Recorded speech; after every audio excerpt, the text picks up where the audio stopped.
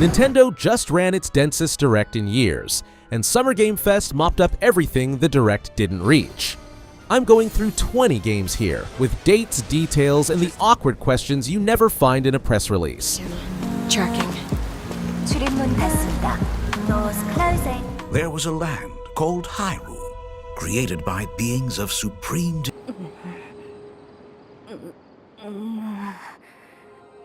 The rumors had been swirling since March, and now it's official. Nintendo is rebuilding Ocarina of Time from the ground up for Switch 2. This is a full remake, and insiders claim it's running on the Breath of the Wild engine, though Nintendo hasn't confirmed that part. We got a 1-minute teaser, Link asleep in Kokiri Forest, the Triforce glowing on his hand, a fresh model for the hero. Zero gameplay, no date, just a promise to land before the year is out. What nags at me is something else. Switch 2 is leaning more and more on remakes and ports, and even the season's biggest trump card is a game from 1998. Then again, if the highest rated game on Metacritic really has been moved to a modern engine without losing anything, that's an automatic fall release. Zelda's 40th anniversary demands nothing less. ...were called the Kokiri. Each had a fairy companion.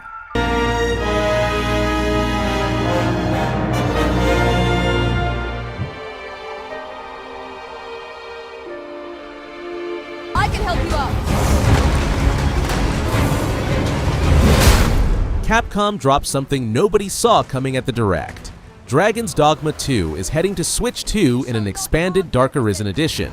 The base game plus a new icy region called Norgan, which brings back the Relic Expedition cycle from the original Dark Arisen. The price is friendly too, $49 for the whole package, with owners on other platforms buying the expansion separately. Now the worrying part. This is a massive open world on RE engine, the kind even PS5 struggled with at launch, especially in the cities. Capcom is rolling out 2 major patches for the base version before the port arrives, but I'd wait for the first technical breakdowns before handing over money. Game director Hideki Itsuno left the company back in 2024, so Norgan is being built by a different team now.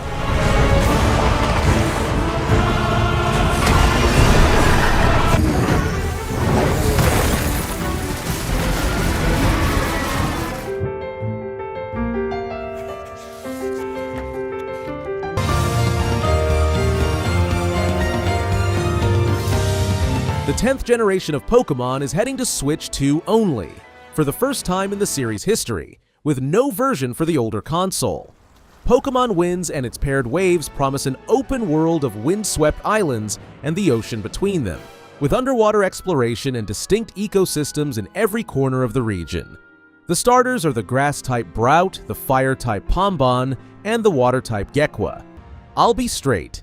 After Scarlet and Violet and their disastrous technical state, I'm eyeing Game Freak's promises with a raised brow. The first trailer wasn't gameplay, and in the February showing, the environments looked a bit bare. There's a year of development left and Switch 2's horsepower to work with, but this is the studio that managed to drop frames on far simpler scenes.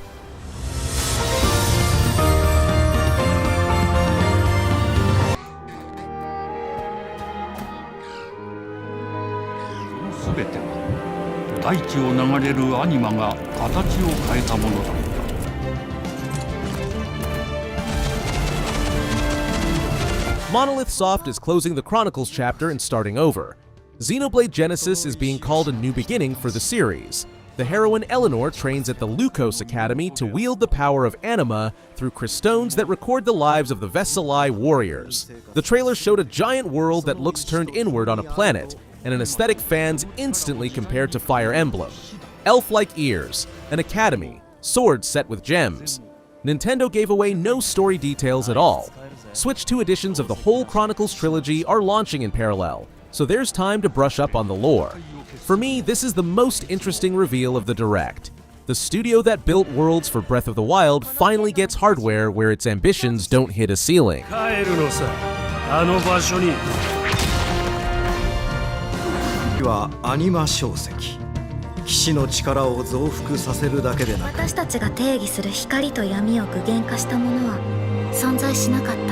Square Enix saved a surprise for nearly the end of the Direct. Kingdom Hearts 4 will hit Switch 2 on the same day as everyone else. the first time a numbered entry in the series launches on a Nintendo platform simultaneously with all others.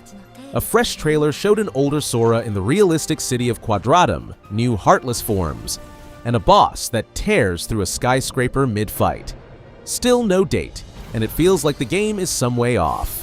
A comparison of the trailers hints at visual parity between the Switch 2 version and the rest.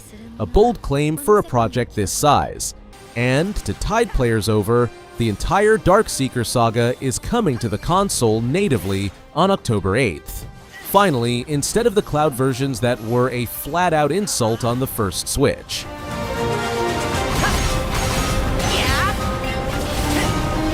A shadow fell upon our planet. Guided. Long story short. The sky's the limit! The finale of the remake trilogy is called Revelation, and Switch 2 gets it at the same time as every other platform in spring 2027. No year-long PlayStation exclusivity like the first two parts. A 5-minute gameplay segment showed the controllable Highwind. You fly over the open world and parachute into any spot, including a reworked Midgar. Combat adds the Fitz job system. Tifa as a black mage looks wild but intriguing. Cid and Vincent are finally playable.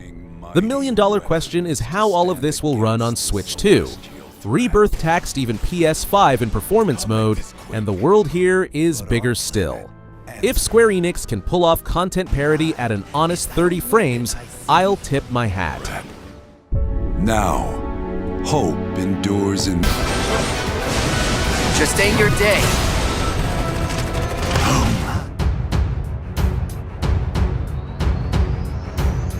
The story of this port is a ready-made miniseries. Journalists described the Gamescom 2025 demo as 15 frames per second. Bandai Namco banned recording, and then came a year-long delay for optimization. Now Tarnished Edition has a date, August 28th, and recent showings hold a stable 30 frames per second. Inside there's the base game, the Shadow of the Erdtree expansion, 2 new starting classes, fresh armor, and torrent customization. That sounds generous right up until you see the $79.99 price tag on a 4-year-old game.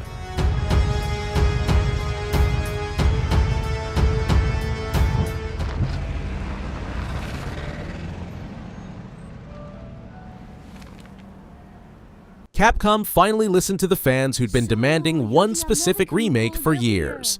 Resident Evil Veronica is a modern take on 2000s code. Veronica and Switch 2 is on the platform list from day one. Claire Redfield, Rockford Island, the unhinged Ashford family. All of it on RE Engine with modernized controls. One phrase in the description gives me pause. Capcom flatly says a reimagined storyline. After the third remake, which cut half the content, those words read like a warning. Then again, even die-hard fans admit the original feels noticeably dated to play. So a deep overhaul fits here better than anywhere else in the series. On the back of Requiem's success, Capcom's horror lineup is in great shape.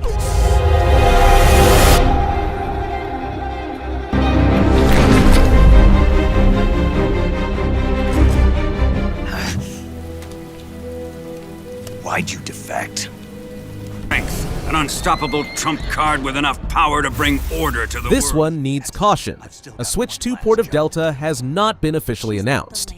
The rumors trace back to January 2025, and insider Nate the Hate, who did ultimately call both Star Fox and the Ocarina remake right, but Konami has stayed silent to this day.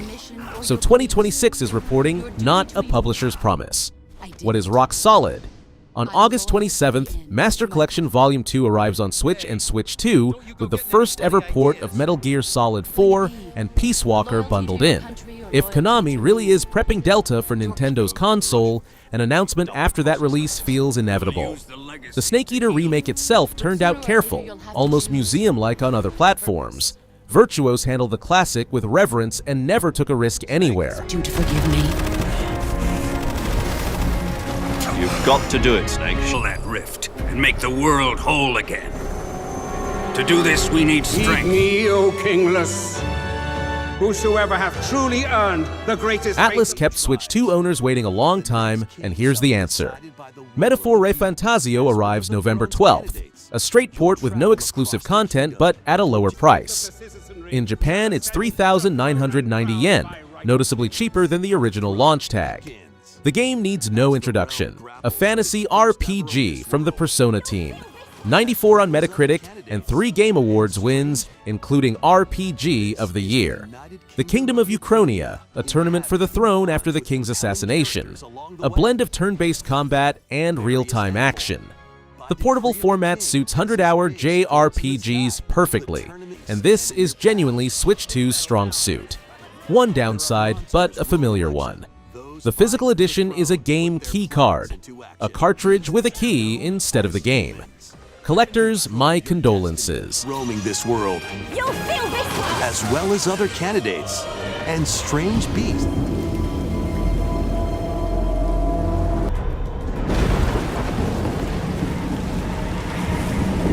"12 years of waiting ended with a first trailer. Alien Isolation 2 is officially in development for Switch 2 alongside PS5, Xbox, and PC. And it's being made by the same creative assembly team led by Al Hope. A new protagonist, a new setting, a storm-battered colony planet, and the Wayland Yutani outpost of Kurosaki Station. The developers promise a smarter xenomorph and a harsher environment. You'll be surviving out on the planet's surface, too. The trailer was pure atmosphere without a second of gameplay, there's no date, and by every sign the release is no closer than a year or 18 months out. The first Isolation made it all the way to the old Switch back in the day and ran there surprisingly well, so I believe in a sequel port, as long as there are no delays. Yes.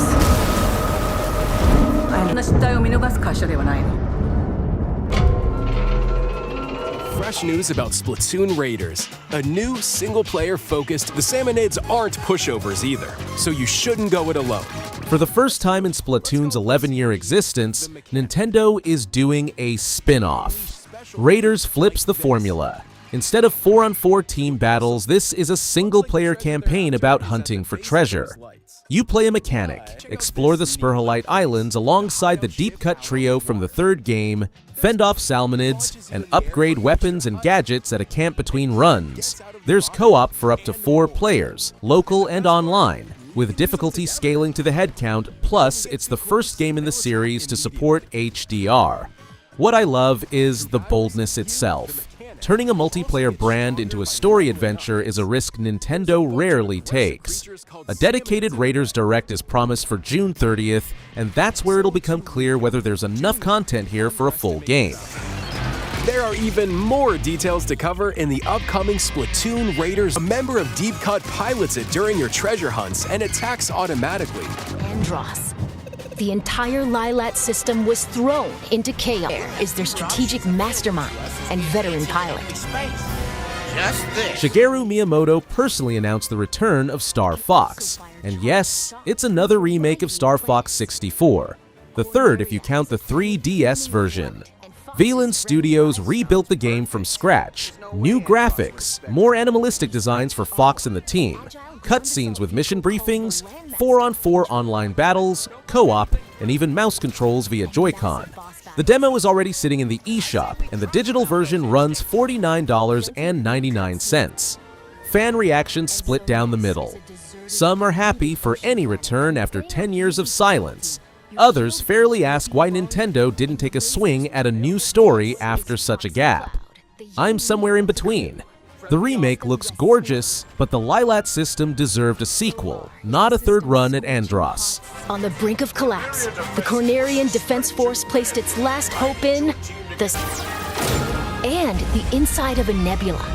From planet surfaces... I didn't catch your name. I didn't give it. Bond returned to games after 14 years, but Switch 2 owners will wait longer than anyone. The game launched on PS5, Xbox, and PC on May 27th, while IO Interactive pushed the Nintendo version to late summer. The studio's head, Hakan Abrak, says it plainly. The port needs time, and he promises to personally make sure it doesn't repeat the fate of Borderlands 4, which simply evaporated on Switch 2. A young Bond played by Patrick Gibson from the Hitman studio. The material is fertile, and Hitman World of Assassination ran perfectly decently on Switch 2 after patches. The fresh first-year roadmap reconfirms the summer window, though with an honest note that plans may shift. Let's remember that note. Thrill-seeking, issues with authority. Needs our new star. From the Indie Corner, a Wuxia RPG that Steam rated higher than plenty of AAA. 94% positive reviews across more than 30,000 of them. Wandering Sword follows a young swordsman who barely survives a poisoning and sets out to master the martial arts. 20 endings, free switching between turn-based and real-time combat on a tactical grid, pixel art layered over three-dimensional landscapes in an HD 2D vein. The bad news, the Nintendo console release slipped from 2026 to January 21st, 2027.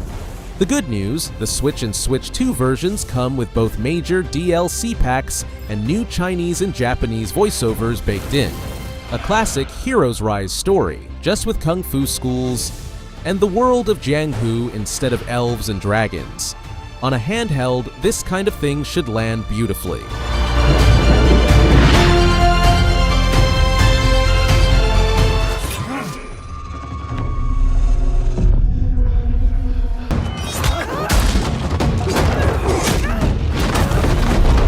An update here. Shadows has been on Switch 2 for a while now. The port launched on December 2nd, 2025. Ubisoft carried over all the accumulated content, including the reworked parkour, New Game Plus, and the Nightmare difficulty, added cross-progression through Ubisoft Connect, and touchscreen menu controls. The Claws of Awaji expansion came separately on March 10th. Feudal Japan and two protagonists with fundamentally different styles. The stealthy shinobi Naoi, and the direct samurai Yasuke.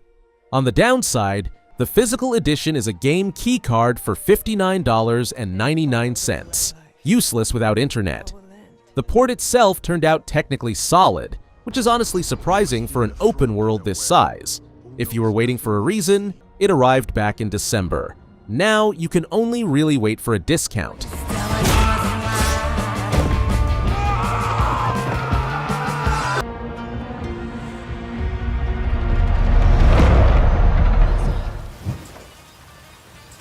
Quiet. They're moving. Evie. Now let's slow down. Blood Rain was announced at Summer Game Fest, but Shift Up didn't name any platforms at all. A Switch 2 version is not confirmed, and it's too early to put it on a Nintendo wishlist. Why I'm watching anyway. The studio moved away from Sony's publishing arm to a self-publishing model and openly talks about wanting to reach the widest audience from day one. With that setup, a Switch 2 port is at least not off the table. The game itself is a sequel with a new heroine, Evie, a hot-headed special forces fighter, and a dense cyberpunk city inspired by Chongqing instead of the original's wastelands.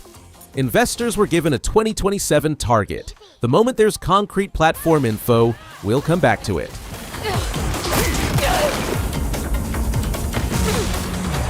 I'm listening.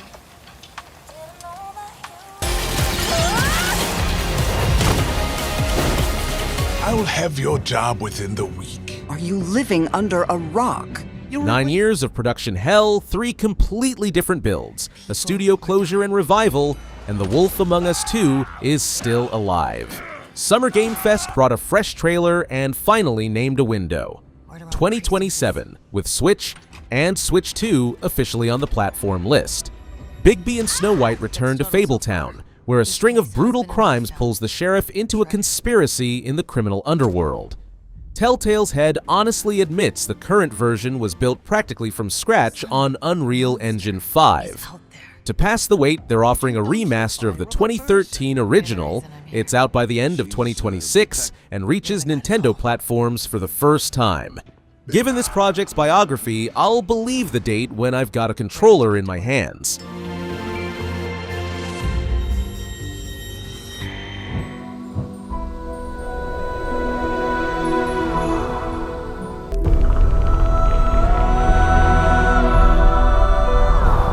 Yarn Owl grew out of two people in love with the classic Zeldas, and it shows in every frame. Demi and the Fractured Dream is an adventure about Demi, a bearer of the Void Curse that both eats away at her and grants her power. The dream world of Somnus, 3 accursed beasts, dungeons full of puzzles, platforming, and a charm system to tune your build to your style. The fresh trailer brought a delay. Instead of 2026, it's now February 27th, 2027 on Switch and Switch 2 at once. Annapurna Interactive is publishing, and its nose for indies rarely lets it down. The Zelda-like genre is packed to bursting, and it'll have to compete with Nintendo itself on its home turf, but Demi has enough style of its own not to dissolve into the crowd.